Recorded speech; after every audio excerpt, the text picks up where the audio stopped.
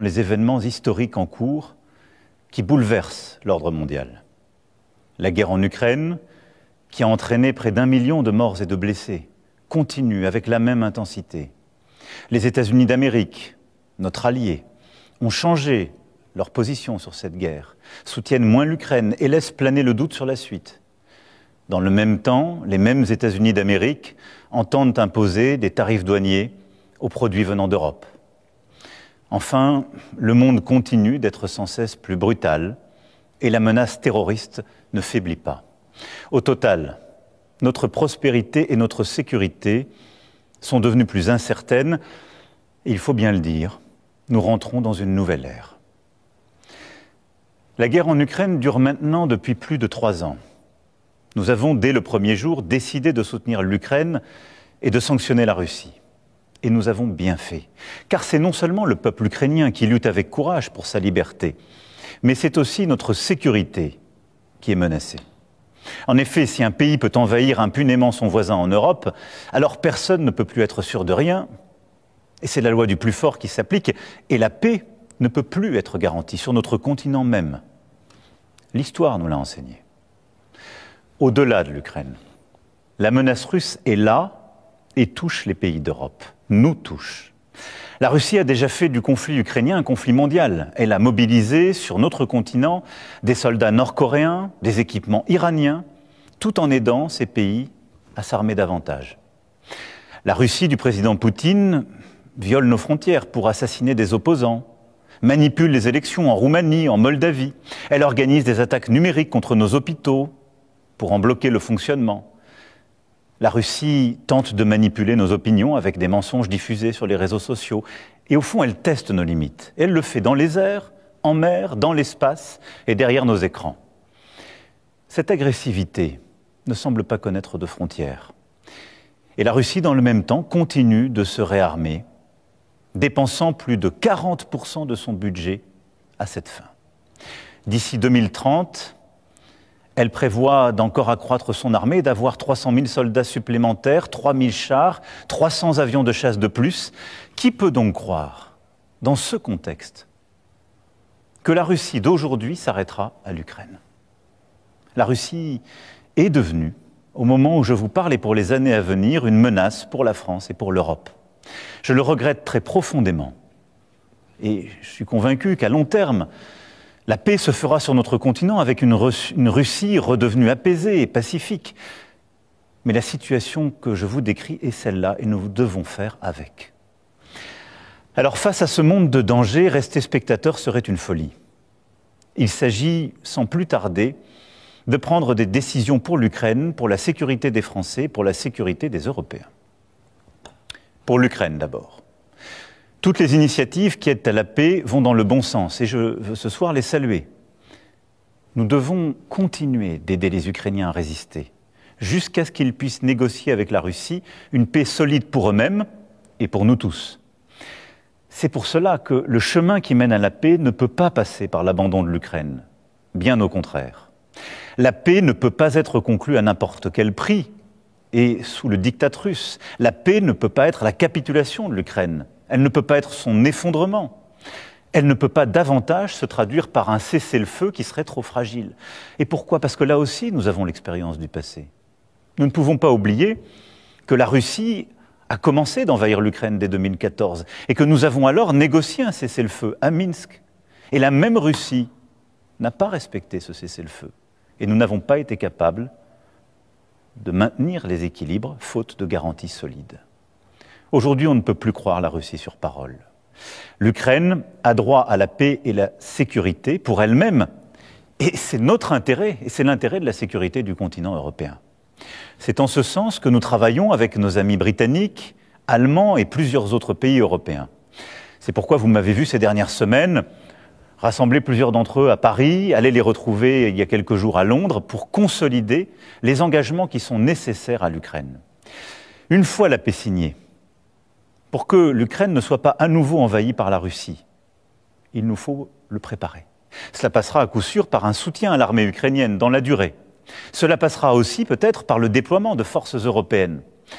Celles-ci n'iraient pas se battre aujourd'hui, Elle n'irait pas se battre sur la ligne de front, mais elle serait là, au contraire, une fois la paix signée, pour en garantir le plein respect. Dès la semaine prochaine, nous réunirons à Paris les chefs d'état-major des pays qui souhaitent prendre leurs responsabilités à cet égard. C'est ainsi un plan pour une paix solide, durable, vérifiable, que nous avons préparé avec les Ukrainiens et plusieurs autres partenaires européens, et que j'ai été défendre aux États-Unis il y a 15 jours, et à travers l'Europe. Et je veux croire que les États-Unis resteront à nos côtés. Mais il nous faut être prêts si tel n'était pas le cas. Que la paix en Ukraine soit acquise rapidement ou non, les États européens doivent, compte tenu de la menace russe que je viens de vous décrire, être capables de mieux se défendre et de dissuader toute nouvelle agression. Oui, quoi qu'il advienne, il nous faut nous équiper davantage, hausser notre position de défense, et cela pour la paix même, pour dissuader. À ce titre, nous restons attachés à l'OTAN et à notre partenariat avec les États-Unis d'Amérique. Mais il nous faut faire plus, renforcer notre indépendance en matière de défense et de sécurité.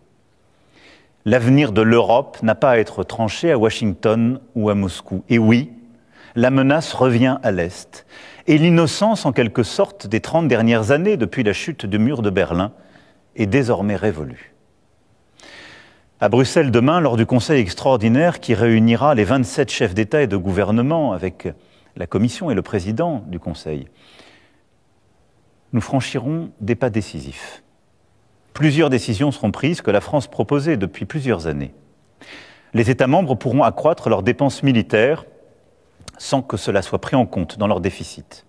Des financements communs massifs seront décidés pour acheter et produire sur le sol européen des munitions, des chars, des armes, des équipements parmi les plus innovants. J'ai demandé au gouvernement d'être mobilisé pour que, d'une part, cela renforce nos armées le plus rapidement possible, et d'autre part, que cela accélère la réindustrialisation dans toutes nos régions. Et je réunirai, avec les ministres compétents, les industriels du secteur dans les prochains jours. L'Europe de la défense, que nous défendons depuis 8 ans, devient donc une réalité. Cela veut dire des pays européens davantage prêts à se défendre et à se protéger, qui produisent ensemble les équipements dont ils ont besoin sur leur sol, qui sont prêts à davantage coopérer, à réduire leur dépendance à l'égard du reste du monde. Et c'est une bonne chose. L'Allemagne, la Pologne, le Danemark, les États baltes et nombre de nos partenaires ont annoncé des efforts inédits en matière de dépenses militaires.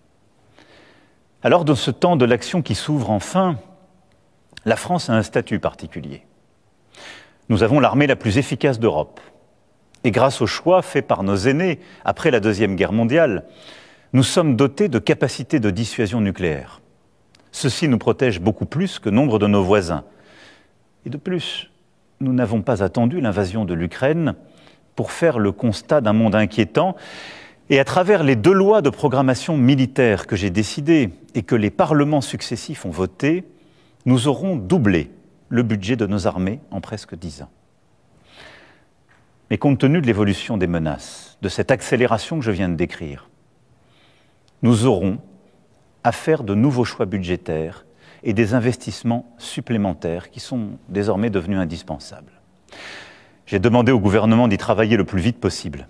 Ce seront de nouveaux investissements qui exigent de mobiliser des financements privés, mais aussi des financements publics, sans que les impôts ne soient augmentés. Pour cela, il faudra des réformes, des choix, du courage.